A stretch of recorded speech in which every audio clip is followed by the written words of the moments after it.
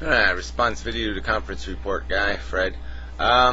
He did like 3 videos, this whole difference between a sense and a feeling, and they're good videos. I guess I would argue that sometimes these words are just going to screw us. I mean, we have this vocabulary that's just fundamentally flawed, because these words don't have enough of an explicit definition, and so it's sort of the elephant thing, and that depending on how you've defined a word, is going to change exactly what somebody else is saying when they say, I have a sense of doom, or I have a feeling of dread, or, it just sort of destroys the meaning of things because we don't have common words that that have a common definition.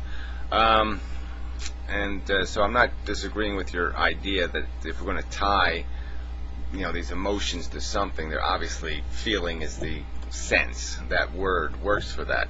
But all the senses we essentially consider a feeling thing. We sort of feel sound.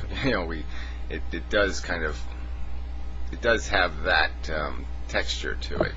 So I mean, you can make arguments, about how we interact with the world. I mean, you might even describe that we're feeling light with our eyes, but whatever. No point in going there.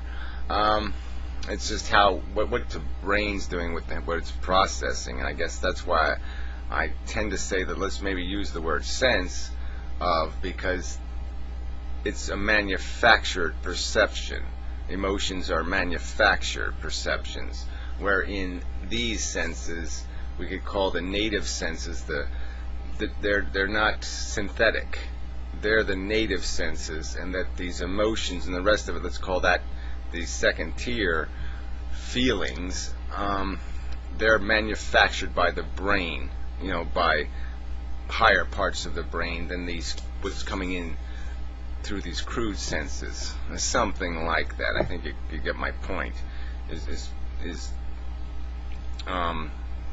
There's a difference, and the difference is in one is produced by the environment, sort of really hard directly.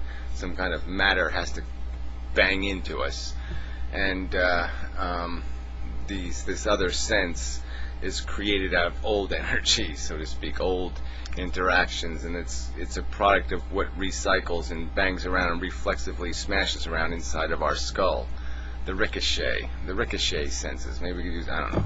Well, anyway, I think you'll concede my point that we do need a harder, firmer vocabulary, or the conversation is going to keep getting circular, because we're going to keep, in my opinion, tripping over these words. And it's really irritating. Because who wants to go to the trouble to do the semantics, re-qualify everything, and then everybody has to learn that language. I mean, bitch all over the place for that. So anyway, I liked when you got to the elephant metaphor thing, where trying to describe something with limited information is sort of what I gleaned from it, is that there's a huge difference when you have very limited information versus a lot of information. And that's sort of the difference between feeling an elephant and seeing an elephant. One gives you a huge amount of perspective and context. One gives you this limited, narrow, tiny bit of information. And obviously, the result is what you would expect. Tiny bits of information create all kinds of opportunity for misidentification. So that's sort of what I want to get to with this whole, how we see life, and what these words even mean to us. And it sort of relates to the morality issue, that just in the sense that how we react to certain words, survival versus comfort, versus harm versus suffering, and that all of these things, we can't just all sit on some bench somewhere and observe it and see the same scenery, because some people have never had a real hard suffering, or a real, they've never experienced these contextual elements of a life that somebody else has. And we're not looking at a static image. We're looking at what somebody might endure in 50 years of life experience. So obviously somebody who has 50 years is going to have more life experience than somebody who's lived 20 years.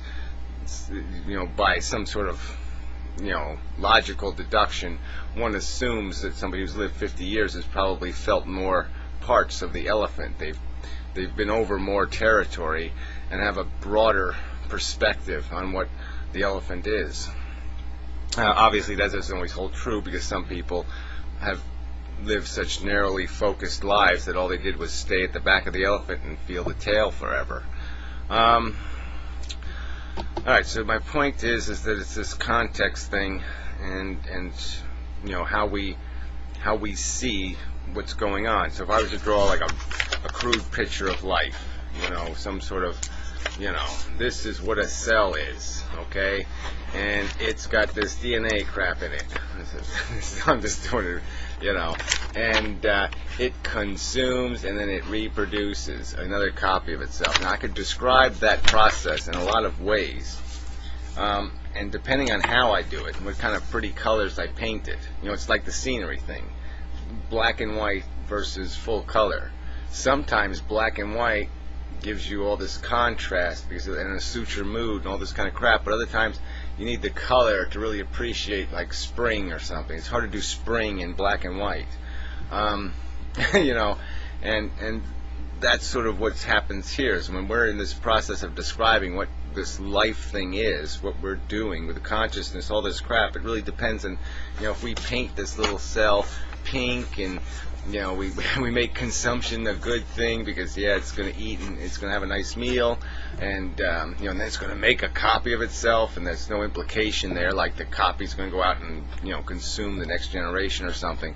I'm just saying we can describe it as because we can play with the parts of the elephant. We can turn it into something it's not. We can dress it up. We can manipulate it. What parts are exposed are visible, and then people are going to describe the beastie a different way. I mean, if you don't, if you never get to the head of a crocodile, it might be a really cool, it's neat. It's got little scales and it's pretty colors and but you really won't get the deal. You won't get what you're really talking about here. And I think that's what happens in a lot of what happens in how people perceive life. I can say consumption and reproduction, and that can mean one thing.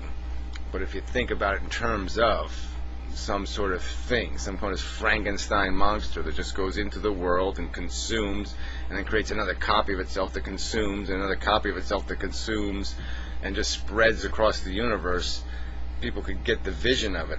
If it was the little spider things from that Lost in Space movie or something, little spider monsters, little metallic spiders that just, consume and reproduce. If that was the vision of life, this little mechanical beastie that just goes out and zaps everything, people are going to have they're not going to have any problem at all saying no mas to that. No, please do not invent that bad thing. And so it's all about how we find some way to describe reality that's fair and real and common, so we all get it. So when we show the picture, people can't argue about, well, no, the trees are green, and the other guys say, no, they're brown, and all this argument. Or some people see the trees exist, and other people don't even see the trees there. They don't even see them because they don't know what a real pain is. So there's no context. They can't see the context that the other person's talking from because they've never experienced the feeling. So I mean, some of that we can't get past. Because obviously we can't give everybody malaria, and we can't give everybody every crappy life experience that happens to a human and every beautiful life experience that happens to a person. So we can't give everybody perfect balance, complete context. But I guess when we're going to do this philosopher thing or this scientific approach thing, the objective has got to be kind of careful what we put in, how we build this Lego, how we build this model of reality. And be careful to keep out all this subjective crap, and to keep out colored, stuff. You can't, you can't go to like Fredericks of Hollywood and dress up reality there. I mean, you just can't keep gilding the lily, I guess is the best way to put it, or some other thing, or gilding the cat turd, and calling it art, because that's maybe what we're doing. I mean, at least that argument can be made, I think, is that people are not getting it. I mean, consumption and reproduction, they're somehow putting some sort of, pretty posies on that. And there's just nothing pretty about that as a mechanism of functionality. It's like if any other matter was doing it besides us, the living, we'd find it abhorrent, So, yeah, that's probably enough of the video. So anyway, it was good stuff, but again, it's this semantics crap, all these damn fucking words that really, we're just saddled with this stupid, archaic language that's just never been properly fixed. It's like everything. It's crappy standards on the internet. It's all everywhere. Bad standards.